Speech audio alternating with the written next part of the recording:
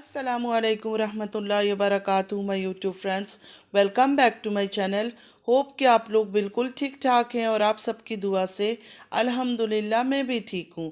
और अल्लाह पाक से यही दुआ है कि आप लोग हमेशा सही सलामत रहे, खुश रहे अपने अपने घरों में, अपनी फैमिली के साथ। आमीन सुम्मा आमीन। नमाज़ पढ़ा कीजिएगा, नमाज हम पर फ़र्ज़ है। अगर आप लोग को मेरी वीडियो अच्छी लगती है तो लाइक, सब्सक्राइब और शेयर ज़रूर कीजिए। और चैनल पे जो भी न्यू आ रहे हैं आपसे भी रिक्वेस्ट है कि प्लीज़ लाइक, सब्सक्राइब और शेयर कीजिए मेरे चैनल को। बेल आइकन को हिट करना मत भूलिएगा कि जब भी मैं कोई वीडियो अपलोड करूं आप लोगों को नोटिफिकेशन मिलती रहे।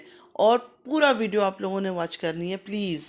चलिए शुरू करते हैं आज का रिएक्शन। कुछ पुरानी यादों को ताज़ा कर लेते हैं, कुछ माजी की यादों को रिफ़्रेश करते हैं, वो भी सिर्फ तारा के।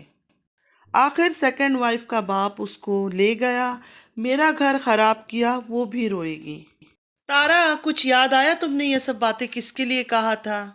अगर नहीं याद आया तो चलो मेरे साथ, मैं तुम्हें याद कराती हूँ। तुम्हारी पुरानी यादों को ताज़ा करते हैं आज, क्योंकि सीज़न 1 की बातें थोड़ा सा याद रहना चाहिए इंसान को। अब तो हालात बदल गए, जज्बात बदल गए, सब कुछ बदल गया सीज़न 2 में। तो मैंने सोचा कि चलो आज थोड़ी सी पुरानी बातों को याद कराते हैं, क्योंकि सीज़न 1 में लड़ाई झगड़े, 13 साल का मोहब्बत का रोना, इंसाफी का रोना, जुल्म सितम का रोना। अब सीज़न 2 में तो हालात बदल गए, जज्बात बदल गए। तो मैंने सोचा कि थोड़ी पुरानी चीज़ों को भी याद करते हैं, क्योंकि पुरानी जो मेमोरीज होती है, जो पुरानी यादें होती है हमारी, वो बहुत प्रेशियस होती है। अगर तुम भूल गई हो तो मैंने सोचा थोड़ा तुम्हें याद दिला देते हैं। तो चलो मेरे साथ याद करते हैं पुरानी चीज़ों को।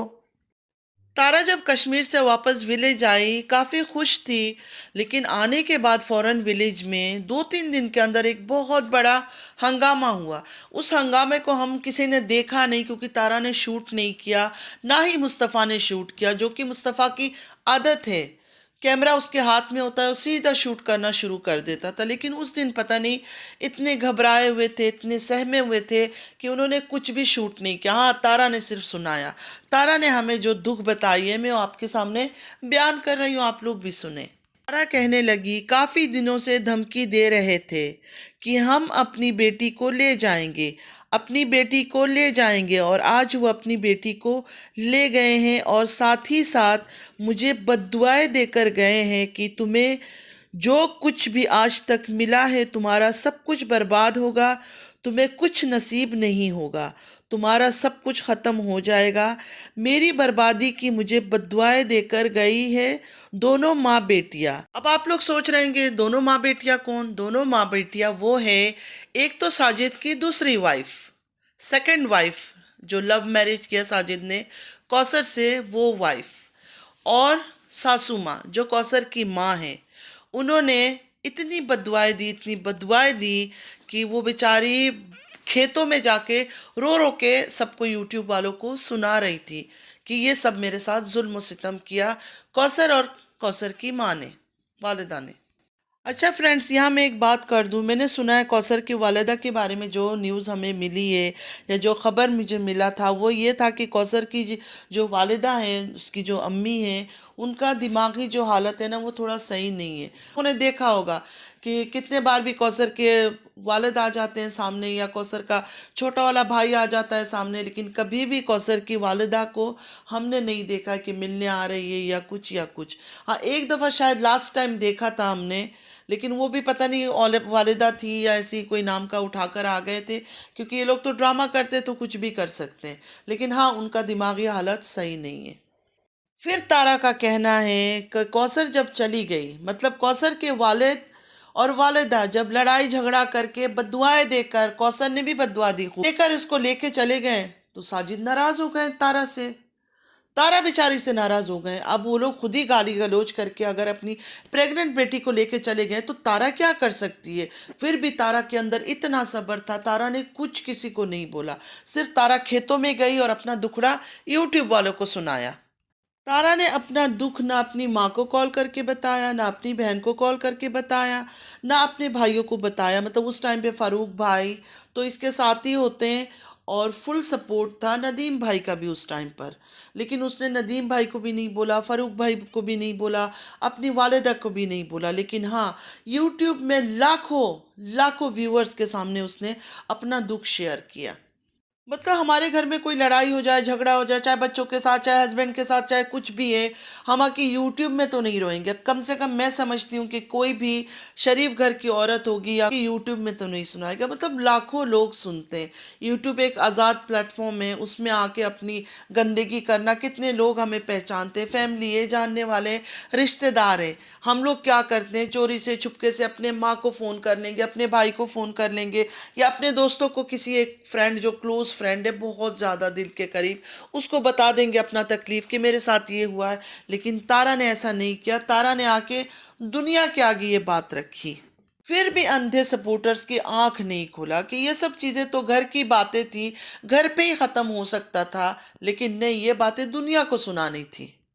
और अंधे सपोर्टर्स ये कहते हैं कि इतनी भोली है, इतनी सीधी है, इतनी अच्छी है, ये बिल्कुल अपना नेचुरल ब्लॉगिंग करती है।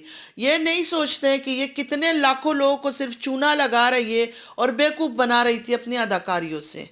अच्छा, फिर तारा ने बताया जिसकी वजह से हस्बैंड का मूड बहुत ख़राब है। मतलब कौसर को जब उसके घर वाले ले गए तो साजिद का मूड बहुत ख़राब था। तारा के साथ लड़ाई झगड़ा हुई इस बात पर कि तुम्हारी वजह से ये सब हुआ, तुम्हारी वजह से वो कौसर को लेके चले गए।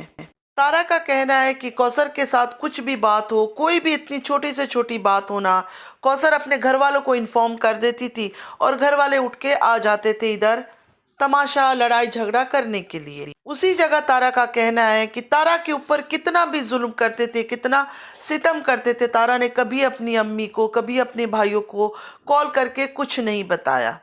इसलिए घर वाले ये सोचते थे, मतलब साजिद के घर वाले, साजिद ये सोचते थे कि इसके साथ तो कुछ भी करो, इसके ऊपर तो बोलने वाला कोई है ही नहीं। अच्छा, आप सबने भी कौसर को देखा है, आप सबने कौसर को देखा है, सिवाय कौसर का सेट है उसका दांतों का, उसके अलावा आप लोगों ने कुछ देखा है उसको दो बातें करते सही ढंग से देखा है? कुछ भी नहीं। उसको जो कहा जाता है, जो स्क्रिप्ट लिख के दिया जाता है, वो उसी बात को रटती है, बाकी कुछ नहीं। एक दो वर्ड से ज़्यादा कोई बातें हमने पूरी तरह से कौसर की आज तक नहीं सुना।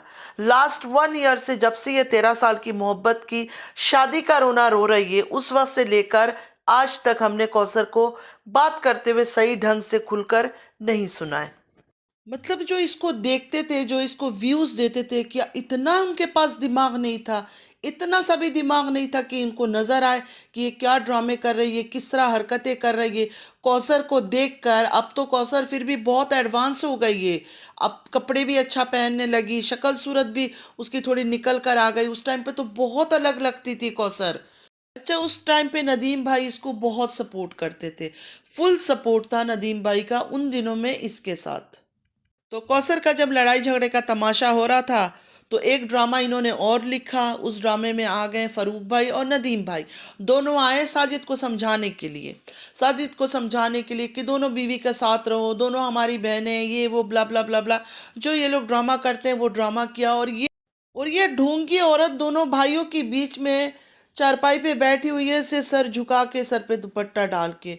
उस टाइम पे मुझे इतनी हंसी आ रही थी कि इतना नाटक, इतना ढोंग। एक घरेलू औरत जो फिल्म स्टार है, देखिए वो लोग तो एक्टिंग क्लासेस लेते हैं तब जाके वो लोग इतने निखर कर आते हैं, लेकिन इसने तो घर में बैठे बैठे अपना एक्टिंग स्कूल खोल लिया। अपना हर एक स्क्रिप्ट उस वक्त, क्योंकि मजलूम दिखाना था, रोना धोना, तकलीफ में मैं मासूम हूँ, वो सब दिखाना था। इतनी कनिंगली एक एक स्क्रिप्ट लिखती थी ना, और सबको शामिल करती थी अपने ड्रामे में। और उस टाइम पे सब पार्टिसिपेट कर रहे थे इसके ड्रामों में आकर। अच्छा, उस दिन इसने साजिद भाई के अब्बू को भी अपने ड्रामे में इस्तेमाल किया। कैसे इस्तेमाल किया? जब नदीम भाई और फ़ारूक भाई साजिद को समझा रहे थे ये वो बातें, मतलब वही फजूल का, तो चारपाई में ये अब्बू भी बैठे हुए, तो तारा शुरू हो गई कि आज मैंने सिर्फ अब्बू की बात माना है, अब्बू की वजह से घर का झगड़ा ख़त्म हुआ। अब्बू जी चुप करके सुन रहे थे, मतलब वो साइलेंट किरदार निभाया उन्होंने उस जगह पर। कितना दिमाग लगाकर, कितना सोच समझ के लोगों के माइंड से इसने खेला है, लोगों के जज्बात से, लोगों के दिलों से इसने खेला है। मतलब एंड में भी इसने यही ड्रामा किया कि कौसर को लेकर तो चले गए, लेकिन ज़रूर मेरे पीछे कुछ ना कुछ प्लान कर रहे होंगे, मतलब कौसर की फैमिली इसके पीछे कोई ना कोई प्लानिंग कर रही होगी कौसर को ले जाकर। और हस्बैंड को जाना है, उसको मनाना है चले जाए या जाके अपने ससुराल में रह जाए हमेशा के लिए, बस मुझे मेरे बच्चों के साथ कराची पहुंचा दे, मुझे मेरे बच्चों की एडमिशन करवानी है। और कराची आने के बाद तो आप सबने देखा, हमने भी देखा इसने क्या किया। ना कोई एडमिशन, ना कोई पढ़ाई, ना लिखाई, किसी चीज़ से कोई लेना देना नहीं था, बस घर, फर्नीचर, मेकअप, कपड़े। और उसके बाद फिर सलमा की वो बातें आ गई। भी इसके अंदर सपोर्टर कहते हैं कि नहीं वो तो डिप्रेशन में थी। कौन से टाइम पे डिप्रेशन में थी वो? हमें तो कभी डिप्रेशन उसका नज़र नहीं आया, सिर्फ ड्रामा ही था हेयर कट करना, क्योंकि उसको शॉर्ट हेयर करना ही था। उसने कर लिया, कट कर लिया और अपने हिसाब से ही उसने कट किया था। आईब्रो उसने किया ही नहीं था, बाद में शायद किया, नहीं किया, लेकिन स्टार्टिंग में नहीं किया था। साफ दिख रहा था इधर वाइट वाइट पेचेस, कुछ अलग ही एक्स्ट्रा फाउंडेशन या कुछ उसने लगाया हुआ था हाइड करने के लिए आईब्रोज को। अच्छा, हर बात पे इसका एक रोना। मैं इतना तकलीफ करके ब्लॉगिंग करती हूँ, एडिटिंग करती हूँ, पूरी पूरी रात में नहीं सोती। ऐसा क्या करती है जो पूरी पूरी रात इसको एडिटिंग करना पड़ता है? क्या ऐसा चीज़ है उसके घर में या उसकी वीडियोस में होता है कि पूरी पूरी रात गुजर जाती है? चलो 2 घंटा लग जाता है, 3 घंटा लग जाता है, अगर बोल भी दे फिर भी इंसान मान ले। लेकिन ऐसा कौन सा काम है कि पूरी पूरी रात जाग के इसको एडिटिंग करना पड़ता है? और पैसे कमा रही है इस ब्लॉगिंग से, उसको पैसे मिलते हैं। फिर ये एहसान किस पर जताती है कि नहीं मेरे एडिटिंग में टाइम लगता है, इसमें टाइम लगता है। अरे भाई, लाखों करोड़ों में तुम महीने का तुम्हारा पता नहीं, हर रोज का व्यूज अगर 2-2 लाख आ रहे हैं तो 30 दिन में कितने लाख आ रहे हैं? तो कितने पैसे तुम कमा रही हो? तो तुम फ्री की थोड़ी कुछ कर रही हो, अपने लिए कर रही हो। जो भी कर रही हो, अगर 1 घंटा भी एडिटिंग में लगा रही हो ड्रामेबाजी करके, तो वो भी तुम अपने फायदे के लिए, किसी और के लिए नहीं कुछ कर रही हो कि नहीं मैं पब्लिक को या व्यूअर्स को फ्री में इंटरटेन कर रही हूँ। चलो मैं अपना ही बोल देती हूँ, मैं भी अगर यूट्यूब में वीडियोस डालती हूँ, वॉइस ओवर करती हूँ, तो इसी उम्मीद पे कर रही हूँ ना कि हाँ कुछ पैसे बनेगा। तो हर कोई अगर यूट्यूब में आके काम कर रहा है तो किसी व्यूअर्स पर एहसान तो नहीं कर रहा, अपने लिए कर रहा है। फ्रेंड्स, आज के लिए बस इतना ही। आई होप कि आज का वीडियो आप लोग को अच्छा लगा होगा। अगर अच्छा लगा है तो लाइक, सब्सक्राइब और शेयर ज़रूर कीजिएगा। और चैनल पे जो भी न्यू आ रहा है, आपसे भी रिक्वेस्ट है कि प्लीज़ लाइक, सब्सक्राइब और शेयर ज़रूर कीजिए। और बेल आइकन को हिट करना मत भूलिएगा कि जब भी मैं कोई वीडियो अपलोड करूँ आप लोगों को नोटिफिकेशन मिलती रहे। और पूरा वीडियो आप लोगों ने ज़रूर वॉच करनी है। कमेंट्स कीजिएगा, मुझे आप लोगों का कमेंट्स का बहुत इंतज़ार रहता है। और प्लीज़ लाइक कीजिए, जितने आप लोग देखने आते हैं आप लोगों से रिक्वेस्ट है कि लाइक भी कीजिएगा। नमाज ज़रूर पढ़ा कीजिएगा, नमाज हम पर फ़र्ज़ है, नमाज की कोई माफ़ी नहीं है। ताकि हम सबको नेक हिदायत दे, आमीन सुम्मा आमीन। हमारे बच्चों को नेक हिदायत दे, आमीन सुम्मा आमीन। चलती हूँ, दुआओं में याद रखिएगा। ज़िंदगी रही फिर मुलाकात होगी। अल्लाह हाफिज़।